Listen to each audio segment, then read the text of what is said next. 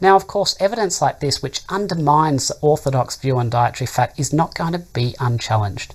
And indeed, it did face a barrage of criticism, most of it deceptive and irrelevant.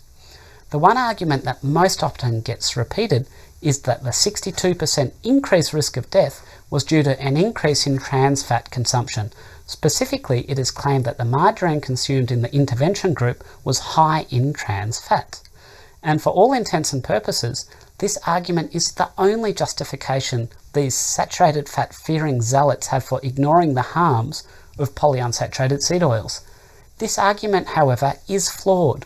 It comes down to the difference between hard and soft margarines. Hard margarine did, back then, contain trans fats. However, the margarine used in the study was Miracle brand, a soft margarine, and clearly advertised as such. And soft margarines contained very little, if any, trans fats. And the consumption of biscuits, cakes, pastries and puddings, all of which were often made with trans fat containing hard margarine, was expressly discouraged in the intervention group.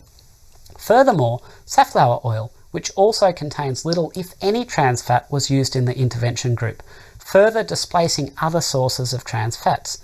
The upshot of all this is that the trans fat intake of the intervention group almost certainly reduced, which leaves us with the uncomfortable truth that the increase in polyunsaturated oils in the diet, as recommended by our current dietary guidelines, increased the chance of dying by 62%, all shown by a good quality, long-term, randomized control trial. And the Sydney Diet Heart Study is not the only randomized control trial showing the harms of replacing saturated fats with polyunsaturated oils. The Minnesota Coronary Survey, also completed in 1973, was a gold standard, double-blinded randomized control trial on more than 9,000 men and women, in which a high saturated fat diet was compared with a high polyunsaturated fat diet.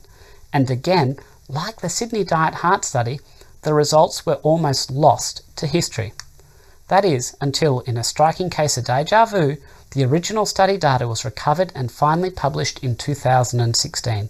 And again, the results mirrored those of the Sydney Diet Heart Study, reducing saturated fats and increasing dietary polyunsaturated fats increased the risk of dying. And there's a footnote here. Before his death, the lead author was asked about the delay in publishing the study findings, to which he replied it was because the study findings were disappointing. Clearly, this is not how science should work, and yet it does. We've just seen two egregious examples of where the truth regarding polyunsaturated oils was almost lost to history, simply because the study investigators didn't like the results.